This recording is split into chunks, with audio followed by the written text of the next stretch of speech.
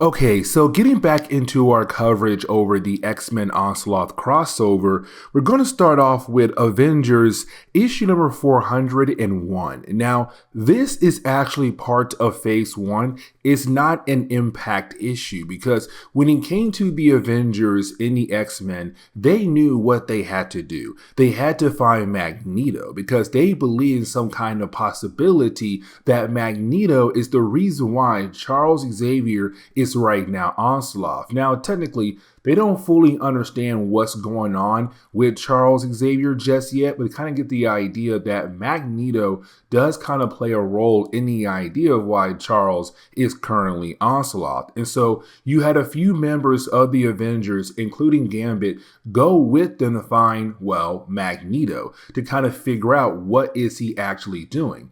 But this kind of brings in another character in the world of Marvel Comics.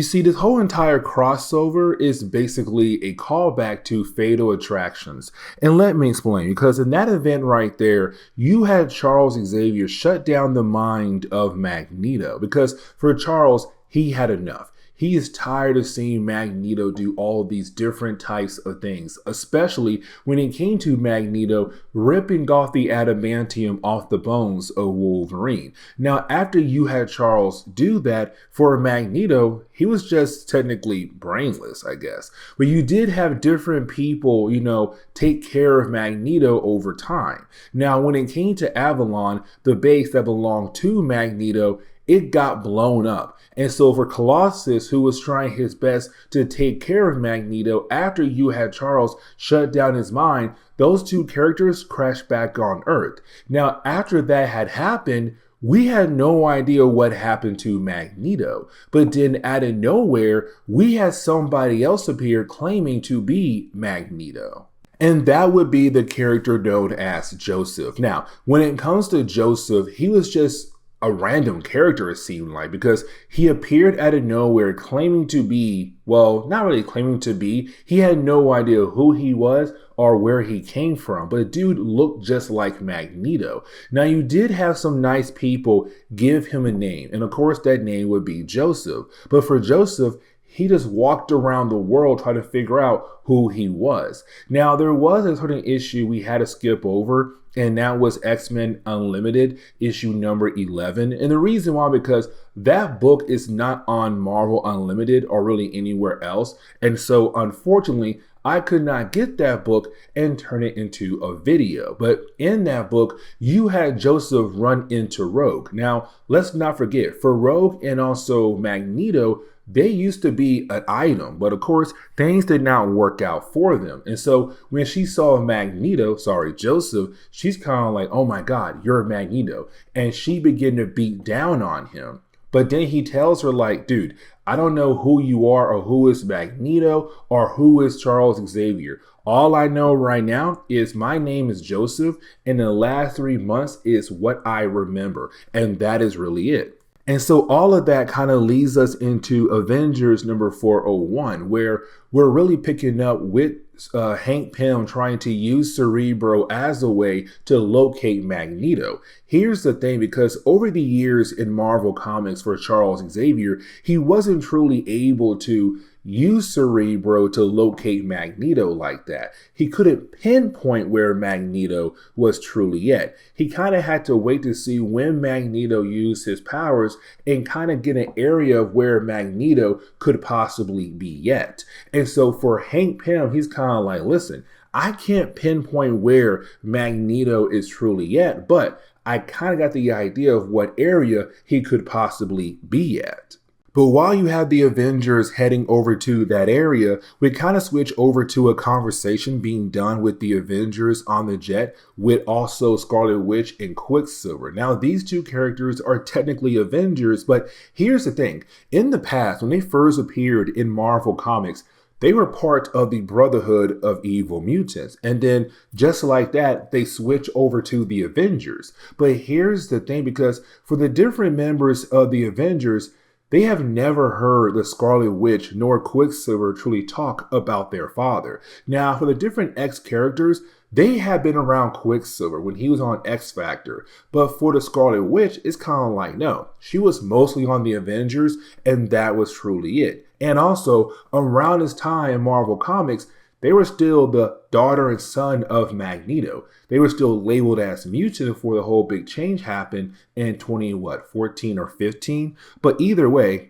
it's the Scarlet Witch kind of telling us what it was like to be around Magneto. And truthfully, she was scared of the man, but also the dude kind of just grabbed them and brought them into his organization with the whole idea of just saying like, I'm your father, we are related, and you two must help me when it comes to my overall goals. And so for the Scarlet Witch, over time, she saw how truly evil to her Magneto was. And the same goes for Quicksilver as well. And so for these two characters, as soon as they heard that somehow Magneto is the reason why Charles acting differently, they were down to help out the X-Men to bring down Onslaught, but to also find their father. And speaking of Magneto, truthfully, as we switch over to Joseph, who's also being, I guess, Magneto, is also Rogue as well. And for these two characters, well, right now, you have them right now trying to get their car fixed. But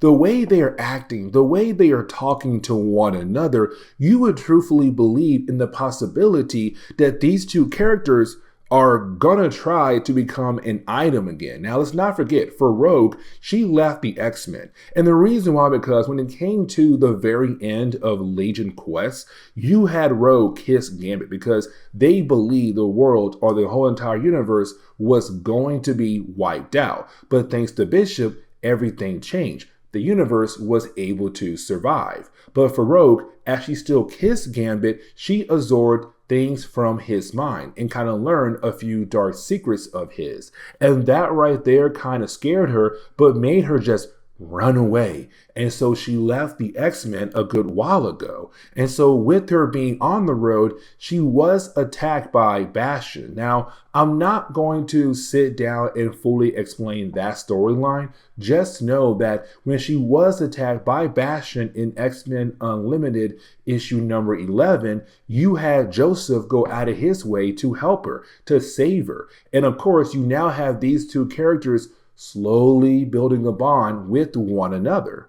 But you did have our heroes be confronted by the Avengers plus Gambit. Now, here's the thing, because for Gambit, he's kind of like, okay, I lost Rogue a long time ago. To see her here right now with Joseph, who they believe is Magneto, but on top of that, seeing her trying to protect him, he's kind of like,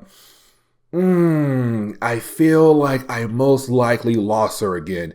This right here is not good. Now, when the Avengers did arrive, you had Quicksilver wanting to kill his father. Like, this man's like, dude, you are responsible for turning a good man like Charles Xavier into an evil person. You gotta go. And so you have him move in first, and then the rest of the Avengers try to step in. Now for Rogue, like I said, she was trying to protect him because she realized if they continue, most likely, knowing Joseph, he is going to go crazy and use his powers against them.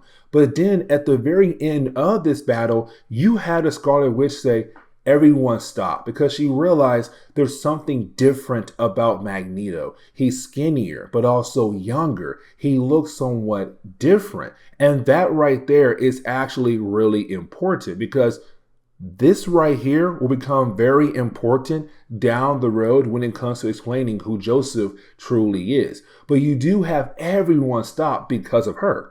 And so you kind of have the book end on that note right there, where you do have all the different heroes being able to regroup. Here's the problem with that though, because now you have Joseph get on the jet with the Avengers, but it's also Gambit looking at Rogue like, oh, so you just moved on. Like, I have no chance in the possibility of getting with you, because now it seems like you're with Magneto. And when you get on the jet, you have Rogue really sit right next to Joseph. So it's kind of like, yo, she's kind of showing that she's very interested in Joseph more than anybody else.